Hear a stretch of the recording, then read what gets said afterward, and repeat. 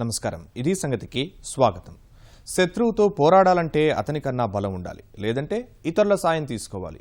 ఈ రెండూ కుదరకపోతే పరోక్ష వ్యూహాలు అమలు చేయాలి. ప్రస్తుతం భారత్ మూడింటిలో ఏ మార్గం ఎంచుకోవాలి? ఉరి దాడితో మరోసారి తోడేలు నైజం బయటపెట్టుకున్న పాకిస్తాన్కి ఎలా బుద్ధి చెప్పాలి? ప్రతీకారంతో రగిలిపోతున్న సైన్యం ఆవేశంలో మరో మాటకు తావులేదు. దెబ్బకు దెబ్బ కొట్టాలంటున్న కోట్లాది మంది మనోభావాల్ని గౌరవించాలి. అలా అని నేరుగా యుద్ధానికి దిగడం ఎవరికి శ్రేయస్కరం కాదు. తుపాకులు, బాంబులు తప్ప మనుషులు మాట్లాడడానికి ఏమీ మిగలదు. విచక్షణ అన్న పదానికే స్థానం ఉండదు. అందుకే కంట్లో నలుసులా పంటి కింద రాయిలా మారిన పాకిస్తాన్కు బుద్ధి చెప్పడం కోసం మూడో మార్గాన్ని ఎంచుకున్నట్లు కనిపిస్తోంది భారత్. అంతర్జాతీయంగా శత్రు దేశాన్ని ఏకాకి చేసే ప్రయత్నాలు ముమ్మరమయ్యాయి. వాటితో పాటు ప్రత్యర్థి జీవనాడి మీద కొట్టే జల వ్యూహానికి పదును పెట్టాలన్నది సూచన. ఈ నేపథ్యంలోనే రెండు దేశాల మధ్య దశాబ్దాల నాటి సింధు నది జలాల ఒప్పందం చుట్టూనే ఇప్పుడు చర్చంతా. ఇంతకీ సింధు జలాల ఒప్పంద సారాంశం ఏంటి? సమీక్షించడం వల్ల ఎవరికి నష్టం, ఎవరికి ప్రయోజనం?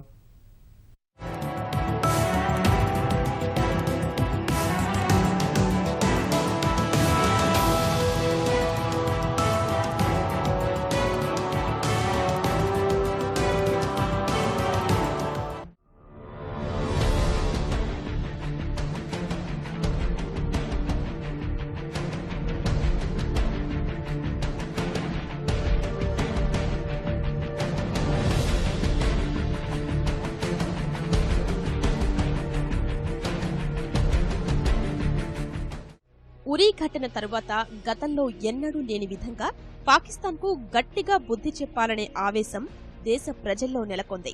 ప్రభుత్వం కూడా అందుకనుగుణంగా ప్రకటనలు చేస్తోంది. పాకిస్తాన్తో యుద్ధానికి సిద్ధమని మోదీ అన్నారు. అయితే ఆ యుద్ధం ఆకలిపైనా, అభివృద్ధిపైనా జరుగుతుందని అన్నారు. అదే సమయంలో ఉరీ దాడి ఘటనకు కారకులైన వారిని వదిలిపెట్టేది లేదని హెచ్చరికలు కూడా చేశారు.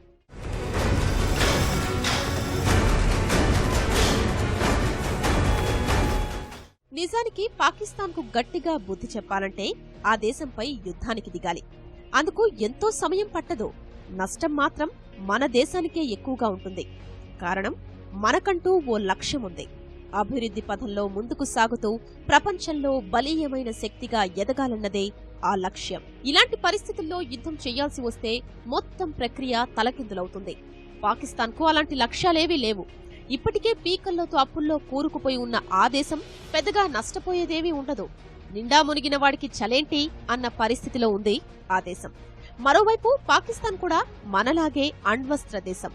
ఇలా అన్ని కోణాల్లో పరిశీలించే ఆ దేశానికి బుద్ధి చెప్పడంలో భాగంగా నదీ జలాల అంశం మరోసారి తెరపైకొచ్చింది.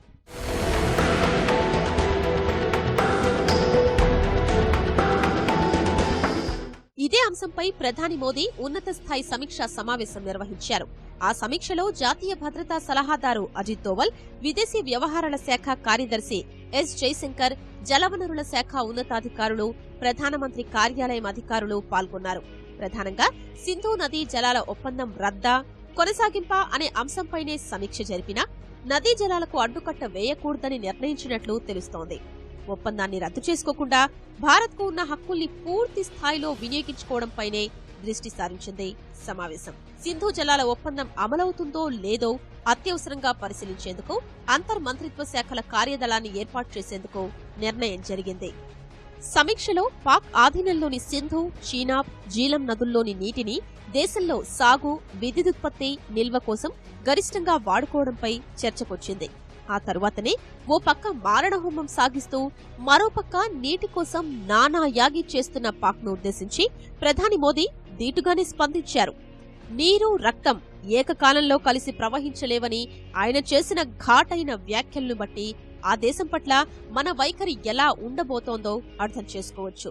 इसका मूड अगर आप देखें तो वो मोदी जी ने इंडस वाटर ट्रीटी पे जो बात की है वो एक बहुत बड़ा वो दर्शाता है कि प्रधानमंत्री देश का मूड समझ रहे हैं. फिलहाल हम अभी तक भी जो ईस्टर्न नदियां हैं, चिनाब, झेलम और ये इंडस, उसका पानी हम अभी पूरी तरह जो हमें हमारा हक है उसका इस्तेमाल नहीं कर रहे हैं. वो इसलिए नहीं कर रहे हैं क्योंकि एक बात चली थी बहुत पहले एक वुलर बराज की, कि वुलर पे एक बराज बनाया जाए. ये अब मुझे लगता है ये सब चीजें आगे चलेंगी। वुलर बराज को पाकिस्तान ने उस पर ऑब्जेक्ट किया था और इसे रोक दिया गया था। ये सारी चीजें अब लग रहा है कि आगे बढ़ेगी। ఇప్పటికిప్పుడైతే సింధు జలాల ఒప్పందాన్ని రద్దు చేసుకోవడం లేదని ప్రభుత్వ వర్గాలు స్పష్టం చేస్తున్నాయి. సింధు నది జన్మస్థానం చైనాలో ఉన్నందున ఆ దేశం సహకారం లేకుండా అలాంటి నిర్ణయాన్ని తీసుకోలేమని విశ్లేషిస్తున్నాయి. ఒకవేళ సింధు నదీ జలాల్ని ఆపేయాలని మన దేశం నిర్ణయిస్తే అది పాకిస్తాన్లో తీవ్ర సంక్షోభానికి దారితీస్తుంది. పాక్లో అనేక ప్రాంతాలు ఈ జలాలపైనే ఆధారపడి ఉన్నాయి. అందుకే సరఫరా నిలిపివేసే బదులు భారత్ నుంచి ప్రవహిస్తూ పాక్ నియంత్రణలో ఉన్న 3 నదీ జలాల వినియోగాన్ని పెంచుకునే మార్గాలపై ప్రభుత్వం కసరత్తు చేస్తున్నట్టు సమాచారం.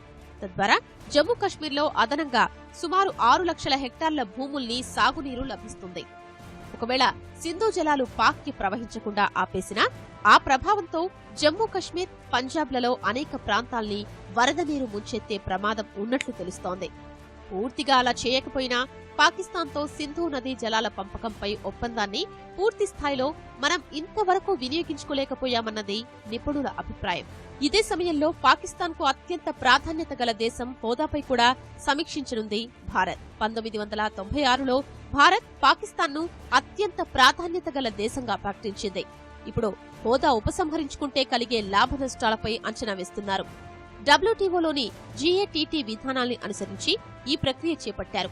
అసోచాం అంచనాల ప్రకారం 2015-16లో $641 బిలియన్ విలువైన భారత వాణిజ్యంలో పాకిస్తాన్ వాటా కేవలం $2.67 బిలియన్ మాత్రమే. మన దేశం నుంచి ఆ దేశానికి కేవలం $2.17 బిలియన్ విలువైన ఎగుమతులు జరిగాయి. అంటే మొత్తం వాణిజ్యంలో వాటా 0.83%. హోదా విరమించుకున్నట్లయితే 2 దేశాల మధ్య ఉన్న ద్వైపాక్షిక వాణిజ్యంపై ప్రభావం పడనుంది. భారత్పై అది స్వల్పమే అయినా పాకిస్తాన్ మాత్రం తీవ్రంగా నష్టపోయే అవకాశాలు ఉన్నట్లు తెలుస్తోంది. Economically, Pakistan is not doing too well at the moment, and so this will be also an added sort of, shall we say, difficulty for Pakistan in terms of its economy and exports, because India is a big market, and if they could export to India, then it will help their economy and industries. But unlike, it's going to be difficult for them now, because if MFN is withdrawn, then tariffs will go up, and Pakistani exports will actually be priced out of the Indian market. Sindhu నదీ జలాల ఒప్పందం విషయానికొస్తే దశాబ్ద కాల చర్చల తరువాత ప్రపంచ bank చొరవతో 1960లో అప్పటి భారత ప్రధాని జవహర్లాల్ నెహ్రూ, పాకిస్తాన్ అధ్యక్షుడు జనరల్ అయూబ్ ఖాన్ల మధ్య నదీ జలాల ఒప్పందం కుదిరింది. భారత్ పాకిస్తాన్ విభజన తరువాత 1948లో మేలో సింధు నదీ జలాల పంపకానికి సంబంధించి ప్రస్తావన వచ్చింది. 2 దేశాల మధ్య కుదిరిన ఒప్పందం ప్రకారం పాకిస్తాన్కు అవసరమైన నీటిని విడుదల చేయాల్సి ఉంది. బదులుగా ఆ దేశం ఏటా భారత్కు నగదును చెల్లిస్తుంది. పాకిస్తాన్ తక్షణ అవసరాల్ని తీర్చేందుకు ఉద్దేశించి ఒప్పందం జరిగింది. ఆ తరువాత శాశ్వత పరిష్కారం కోసం మళ్లీ చర్చలు జరపాలని నిర్ణయించుకున్నారు. అప్పట్నుంచి ఆ దిశగా అడుగులు పడలేదు. సింధు నదీ జలాల పంపకానికి సంబంధించి సంయుక్త కార్యాచరణను రూపొందిస్తే కశ్మీర్ సమస్య కూడా తీరుతుందని 1951లో ఐక్యరాజ్య సమితి అణుశక్తి సంఘం చైర్మన్ గా ఉన్న లిలియాన్ తల్క్ సూచించారు. ఈ సూచన మేరకు అప్పటి ప్రపంచ బ్యాంకు చైర్మన్ మధ్యవర్తిగా ఉంటూ జలాల పంపకానికి సంబంధించి 2 దేశాల మధ్య ఒప్పందం కుదిర్చారు. ఈ మేరకు 1954లో ఇరు వర్గాలు మళ్లీ చర్చలకొచ్చాయి. పలు దఫాలుగా 6 ఏళ్ల పాటు చర్చలు సాగాయి. ఫలితమే సింధు నదీ జలాల ఒప్పందం. ఇందులో భాగంగానే ఇండస్ వాటర్ కమిషన్ ఏర్పడింది. పంజాబ్ నుంచి ప్రవహిస్తున్న బియాస్, రావి, సట్లెజ్ నదులపై భారత్కు, సింధు, చీనాబ్, జీలం నదులపై పాక్కు నియంత్రణ అధికారాన్ని కల్పించేలా అప్పట్లో ఒప్పందం ఖరారైంది.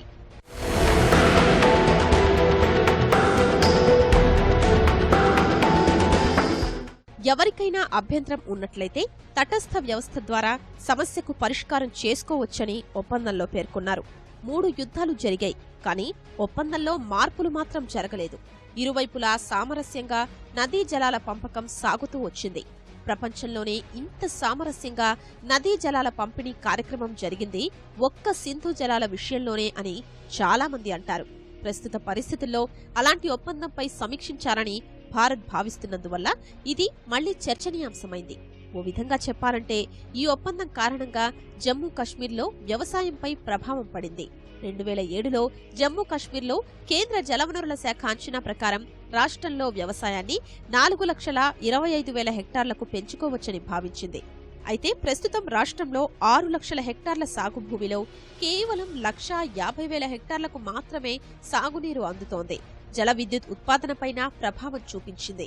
20,000 మెగావాట్ల ఉత్పాదన చేసుకోవచ్చని భావిస్తే కేవలం 2,500 మెగావాట్ల ఉత్పత్తి మాత్రమే జరిగే అవకాశాలున్నట్లు అంచనా. అంటే ఓ విధంగా మనం పూర్తి స్థాయిలో జలాల్ని వినియోగించుకోవటం లేదు. ये बात जरूर है, कई सालों से जम्मू कश्मीर ये कह रहा है कि ये जो इंडस वाटर ट्रीटी है ये जम्मू कश्मीर के साथ डिस्क्रिमिनेटरी है, कि उनका जो भला है वो ये ट्रीटी नहीं देखती है और उनका जो पानी है वो किसी भी तरह पाकिस्तान को दिया जा रहा है. तो उस मामले में कश्मीर के लोगों की जो डिमांड है उसे भी भारत सरकार को देखना चाहिए.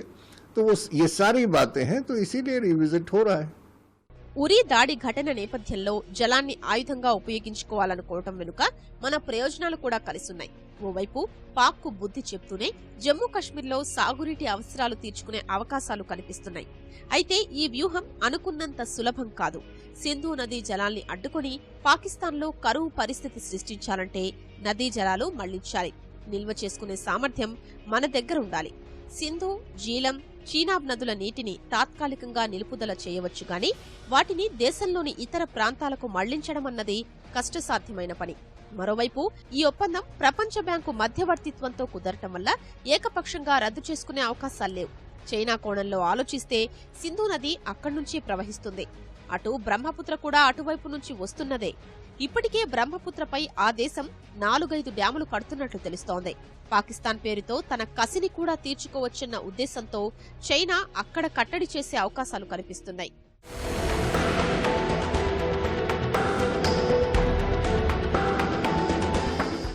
సామ దాన భేద దండోపాయాల్లో భాగంగా పాకిస్తాన్పై జలాయుధాన్ని ప్రయోగించాలన్న భారత ప్రణాళిక పనిచేయదనే అంటున్నారు చాలా మంది. చట్టపరంగా ముందుకెళ్లే అవకాశం లేదు.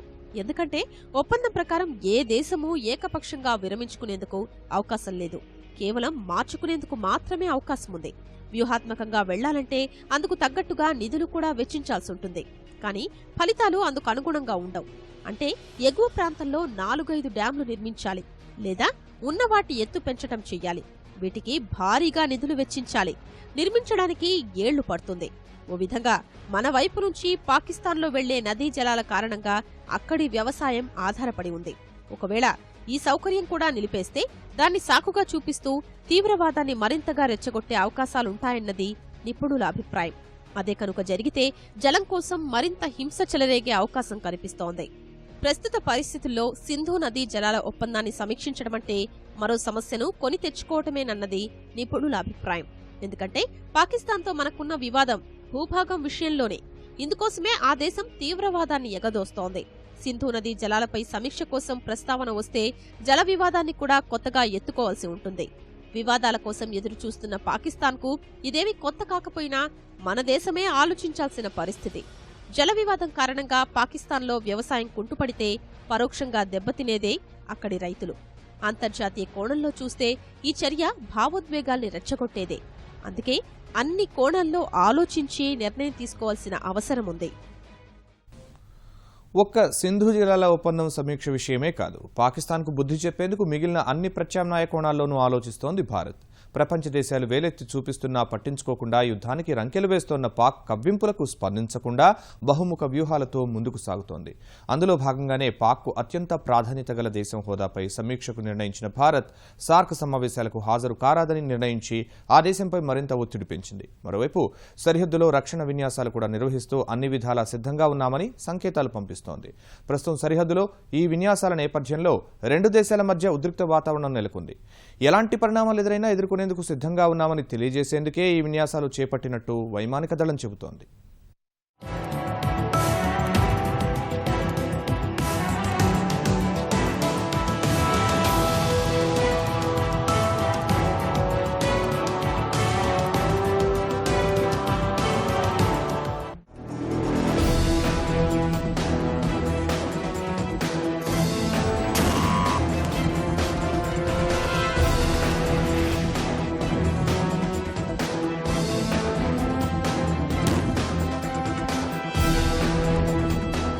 ఉరీ దాడి ఘటన తర్వాత భారత్ పాకిస్తాన్ మధ్య ఉద్రిక్తతలు తీవ్ర స్థాయిలో పెరిగాయి. అంతర్జాతీయ కోణంలో ఆలోచిస్తూ భారత్కున్న పరిమితుల దృష్ట్యా పాక్ను ఇరకాటంలో పెట్టే అన్ని రకాల అవకాశాలను పరిశీలిస్తోంది. 19వ సార్క్ శిఖరాగ్ర సదస్సుకు హాజరు కాకూడదని నిర్ణయించారు. నవంబర్లో జరగనున్న ఈ సదస్సుకు ప్రధాని మోదీ హాజరు కావడం లేదని మంగళవారమే అధికారిక ప్రకటన వెలువడింది. భారత్ బాటలోనే బంగ్లాదేశ్, ఆఫ్ఘనిస్తాన్, భూటాన్ దేశాలు కూడా సదస్సుకు రాకూడదని నిర్ణయించాయి.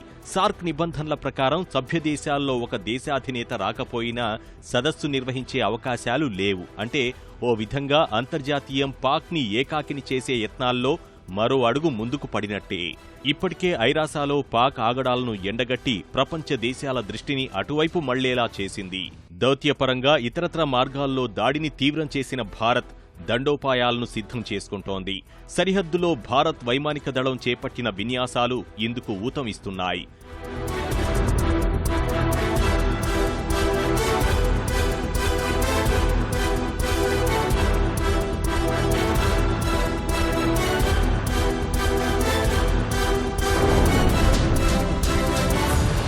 పఠాన్కోట్ ఆపరేషన్ జరిగిన తర్వాత తొలిసారిగా భారత్ వైమానిక దళం సెప్టెంబర్ నెలలో భారీ ఎత్తున విన్యాసాలు నిర్వహించింది. మళ్లీ ఇదే నెలలో ఉరీ దాడి ఘటన జరిగిన తర్వాత పాక్ చైనా సరిహద్దులో ఈ విన్యాసాలు చేపట్టింది.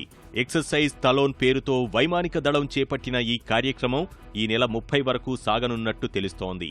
భారత వైమానిక దళంలోని పశ్చిమ విభాగం ఈ యుద్ధ విన్యాసాలను ప్రారంభించింది. శ్రీనగర్ నుంచి రాజస్థాన్లోని బికనూరు వరకు 18 వైమానిక స్థావరాలు, ఇతర శిబిరాల్లో విన్యాసాలు సాగనున్నాయి. పోరాట సన్నద్ధత, గగనతల రక్షణను మెరుగుపరచడమే వీటి ఉద్దేశ్యం. వీటిలో యుద్ధ విమానాల గస్తీ, గగనతల రక్షణ, భూతల రక్షణ ఆపరేషన్లు వంటి ఆత్మరక్షణ కార్యకలాపాలే ఎక్కువగా ఉన్నాయి. సుఖోయ్ 30, మిరేజ్ 2000, మిగ్ 29 వంటి అత్యాధునిక యుద్ధ విమానాలను అప్రమత్తంగా ఉంచారు.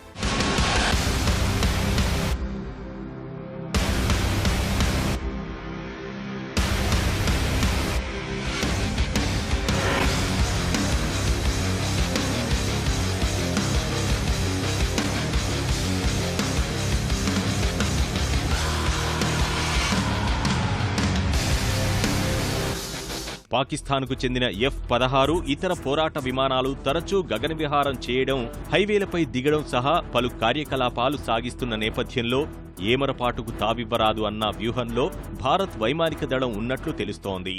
అందుకే విన్యాసాల్లో భాగంగా ఇజ్రాయెల్ నుంచి కొనుగోలు చేసిన మానవరహిత విమానాలు నిఘా డ్రోన్లను మోహరించి వైమానిక స్థావరాలన్నింటిపై కన్నేసి ఉంచింది.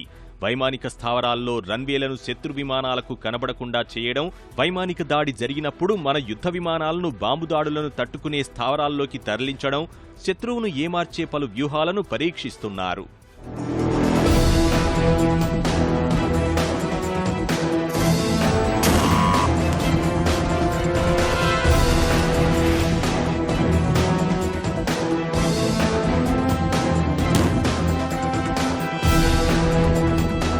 మరోవైపు వైమానిక దళంతో సమన్వయం చేసుకుంటూ సైన్యము నియంత్రణ రేఖ వెంబడి పోరాట సన్నద్ధత మెరుగుపరుచుకుంటోంది. అత్యవసర ప్రణాళికకు పదును పెడుతోంది. 778 కిలోమీటర్ల పొడవైన నియంత్రణ రేఖ వెంబడి అదనపు బలగాల తరలింపు, మందుగుండు నిల్వలు, ఇంధన డంప్లను మరింత ముందుకు తరలించడం వంటి చర్యలను సైన్యం ఇప్పటికే చేపట్టింది.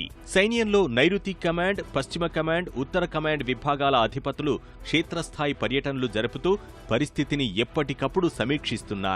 సరిహద్దుల్లో భారత కార్యకలాపాలను నిశితంగా పరిశీలిస్తున్నట్లు చెప్పిన పాకిస్తాన్ సైన్యం ఉరీ దాడి నేపథ్యంలో ఎలాంటి పరిస్థితినైనా ఎదుర్కొనేందుకు పూర్తి స్థాయిలో సిద్ధంగా ఉన్నట్లు తెలిపింది.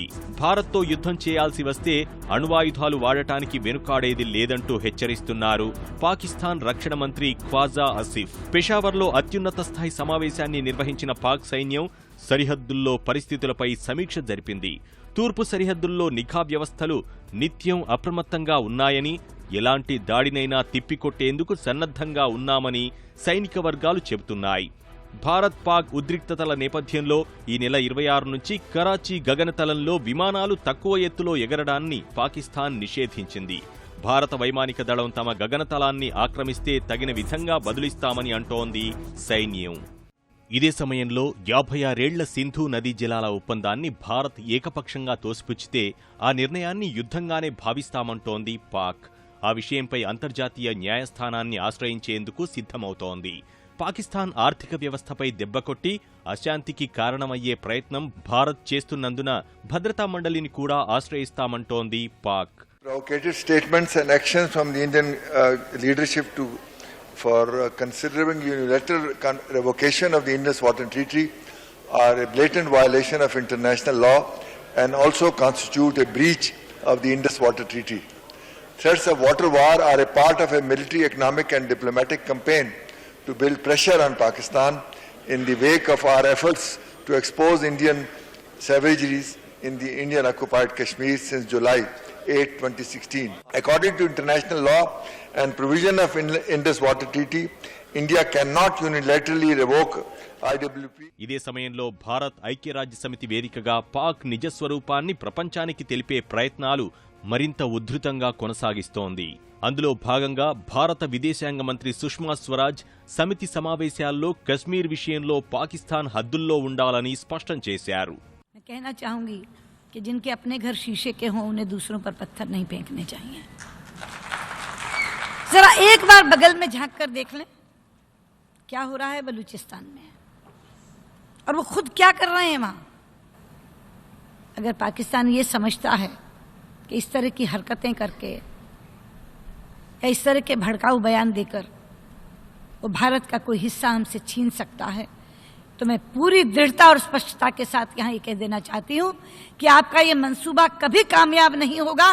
कश्मीर भारत का अभिन्न हिस्सा है. जम्मू कश्मीर भारत का अभिन्न हिस्सा है और अभिन्न हिस्सा रहेगा. इसलिए ये ख्वाब देखना छोड़ दें. ఈ నేపథ్యంలోనే సరిహద్దు వెంబడి భారత్ చేస్తున్న విన్యాసాలు పాక్కు గట్టి హెచ్చరికలు చేసేందుకేనని నిపుణులు చెబుతున్నారు. అయితే ఈ విన్యాసాల వల్ల ఎంతవరకు ఫలితం అన్న కోణంలో ఆలోచిస్తే మాత్రం సరైన సమాధానం లభించడం లేదు.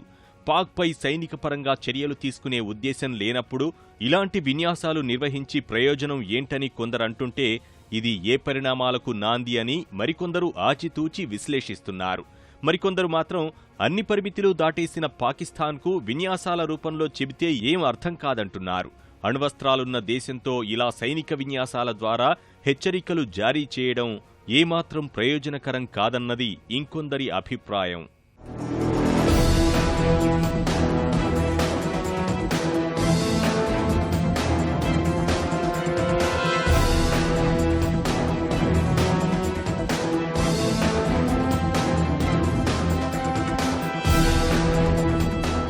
ఇక్కడొచ్చిన చిక్కల్లా ఒక్కటే, ద్వైపాక్షిక ఒప్పందాలతో పాటు అంతర్జాతీయ ఒప్పందాలను పట్టించుకోని పాకిస్తాన్ తనకు ప్రమాదం అని భావిస్తే ముందుగా తానే అణ్వస్త్రాన్ని ప్రయోగించేందుకు వెనుకాడదు. ఈ విషయంలో ఆ దేశం వేరే ఆలోచనకు తావివ్వదు. వారి నేతలు, సైనికాధికారుల ప్రకటనలు అదే స్పష్టం చేస్తున్నాయి కూడా. ఒకసారి అలాంటి పరిస్థితి ఎదురైతే పరిణామాలు పూడ్చుకోలేని విధంగా ఉంటాయి. అణ్వస్త్ర దాడికి పురికొల్పింది భారతేనంటూ అంతర్జాతీయ సమాజం ముందు మొసలి కన్నీళ్లు కార్చే అవకాశాలున్నాయి. అందుకే ప్రస్తుత పరిస్థితుల్లో తెగేదాకా లాగకుండా వ్యూహాత్మకంగా వ్యవహరించి పాక్ను ఇబ్బందికర పరిస్థితుల్లోకి నెట్టడమే మంచిదన్న అభిప్రాయం వ్యక్తం చేస్తున్నారు. ఇప్పటివరకు పాక్తో రాసుకు పూసుకు తిరుగుతున్న చైనా తొలిసారిగా ఉగ్రవాద నిరోధానికి సంబంధించి భారత్తో అత్యున్నత స్థాయి చర్చల్లో పాల్గొంది. బీజింగ్లో జరిగిన ఈ సమావేశంలో ఉగ్రవాద మహమ్మారిపై పోరాటంలో సహకారాన్ని బలోపేతం చేయాలని, భద్రతా ముప్పుల్ని ఉమ్మడిగా ఎదుర్కొనేందుకు చర్యలు తీసుకోవాలనే ముఖ్యమైన అంశాల్లో రెండు దేశాలు ఏకాభిప్రాయానికొచ్చాయి. గతేడాది చైనాలో హోంమంత్రి రాజ్నాథ్ సింగ్ పర్యటన నేపథ్యంలో తాజా చర్చలు సాగినట్లు తెలుస్తోంది. ఉరీ ఉగ్రదాడి అనంతరం భారత్ పాక్ల మధ్య ఉద్రిక్తతలు పెరుగుతున్న సందర్భంలో చర్చలు జరగడం ప్రాధాన్యత సంతరించుకుంది. అలాగే జైషే మహమ్మద్ అధినేత మసూద్ అజర్పై ఇరు దేశాల మధ్య భేదాభిప్రాయాలు నెలకొన్న నేపథ్యంలో ఉగ్రవాద నిరోధక సహకారంపై ఇది గణనీయమైన ముందడుగుగా భావిస్తున్నారు.